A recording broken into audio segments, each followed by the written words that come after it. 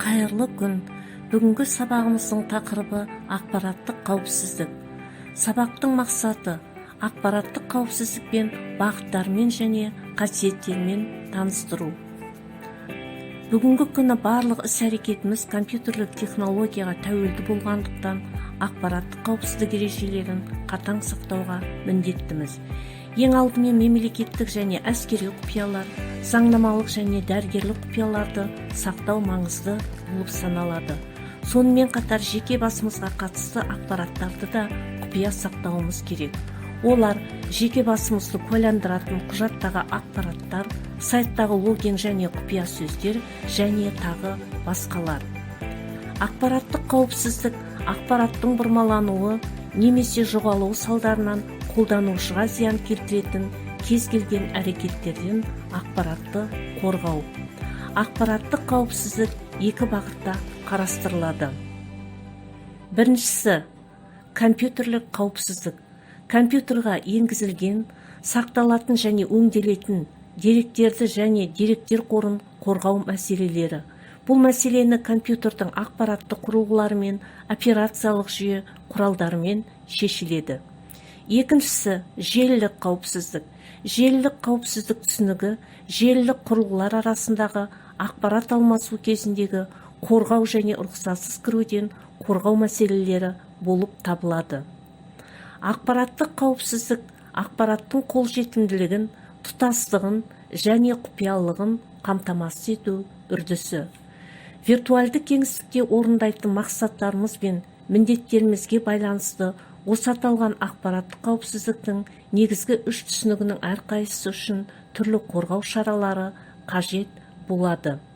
Ақпараттық қорғау ақпараттық қауіпсіздікті қамтамасыз етуге бағытталған шаралар кешені. Ақпараттық қорғауда деректерді енгізу, сақтау, өңдеу және тасымалдау үшін қолданылатын ақпарат пен ақпарат қорларының тұтастығын, қолжетімдік, оңтайлығын және құпиялылығын қамтамасыз ете аламыз. Ақпараттық қорғау нәтижесінде мына үрдістер қамтамасыз етілуі қажет. Ақпараттың қолжетімділігі компьютер істен шыққанда немесе интернет арқылы түрлі қауіпті программалардың шабуылы нәтижесінде веб-сайт қолданушысының сұранысына жауап бермеген жағдайда бұзылады. Ақпараттың тұтастығының бұзылуы ақпараттың ұрлануы немесе бұрмалануы кезінде орын алады. Мысалы, электронды почта хаттарының немесе басқа да сандық құжаттар мазмұнының өзгеруі. Ақпараттың құпиялылығы адамдарға құпият ақпарат жария болғанда бұзылады. Бұл ақпараттың таралуына себеп болуы мүмкін. Ақпарат қолданушысы деректердің қолжетімдігінің, құпиялылығының және тұтастығының қауіптерін ескеру керек. Ақпарат қолжетімдігінің негізгі қауіптері. Оған ақпараттық жүйенің ішкі бас тартуы мен сүйемелдеуші инфрақұрылымның істен шығуын жатқызуға болады. Ақпараттық жүйенің ішкі бас тартуларына мыналар жатады. Тасымалдау ережелерінің бұзылуы, жүйенің істен шығуы, зиянды программалық жасақтамалар, программалық және аппараттық жасақтаманың істен шығуы, ақпараттардың бұзылуы. Сүйемелдеуші инфрақұрылымның істен шығуына қатысты қауіптерге байланыс жүйесі, электр сымдары және ауа айналымы жұмыстарындағы ақаулар. Жүйенің қызмет көрсету жұмысының тоқтап қалуы жатады. Ақпарат тұтастығының қауіптері. Бұл жерде ақпарат тұтастығының қауіптерін статикалық тұтастық және динамикалық тұтастық деп екіге бөлуге болады. Статикалық тұтастыққа қате ақпараттарды енгізу, деректерді өзгерту жатады. Динамикалық тұтастыққа деректердің қайталануы, қосымша хабарламалар енгізу, деректерді ұрлау жатады. Ақпарат құпиялығының негізгі қауіптері. Ақпарат құпиялығы пәндік және қызметтік болып бөлінеді. Қызметтік ақпараттар белгілі бір пәндік аумаққа жатпайды. Өз қызметін асыра пайдаланудан қорғану қиын, бұл негізгі қауіптердің бірі.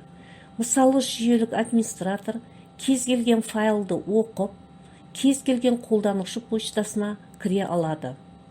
Ақпараттық қауіпсіздікті қамтамасыз ету үшін нені, кімнен, қалай және қандай әдістер мен шараларды қолданып қорғау керектігін білу қажет.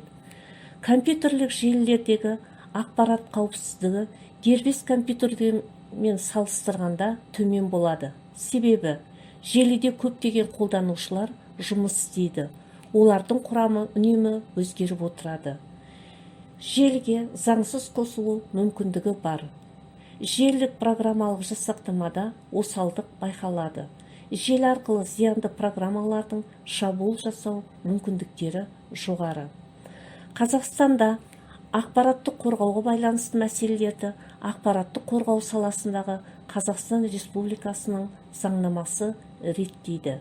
Кез келген қорғау жүйесінің ең әлсіз тұсы адам.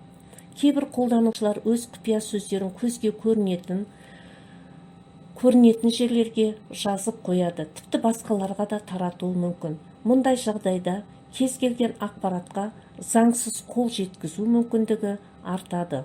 Сондықтан қолданушыларды ақпараттық қауіпсіздікке үйрету өте маңызды болып табылады. Сонымен біз бүгінгі сабақта ақпараттық қауіпсіздік ұғымымен ақпараттың қолжетімділігі, тұтастығы, құпиялығы бұзылған жағдайлармен және негізгі қауіптермен таныстық. Осы тақырып бойынша өз беттеріңізше орындайтын тапсырмалар. Біріншісі, кесте толтырамыз. Бұл жерде ақпараттың тұтастығы, құпиялығы, қолжетімділік түсініктерінің өзіне тән ерекшеліктерін талдап жазамыз. Екінші, осы қасиеттердің қауіптерін жазып, оларға мысал келтіреміз. Келесі орындайтын тапсырмамыз мәтіндік редакторды пайдаланып, ақпараттық қауіпсіздіктің негізгі түсініктері мен оларға төнетін қауіп түрлерінің классификациясын жасаймыз. Осы сабақ бойынша өз ойларыңызды SMS әдісі бойынша жібересіздер. Осымен бейне сабағымыз аяқталды. Назар қойып тыңдағандарыңызға рахмет, сау болыңыздар. Бейне сабақты дайындаған Алматы қаласы жоғары медицина колледжінің информатика пәнінің оқытушысы Молдажанова Бибіжамал.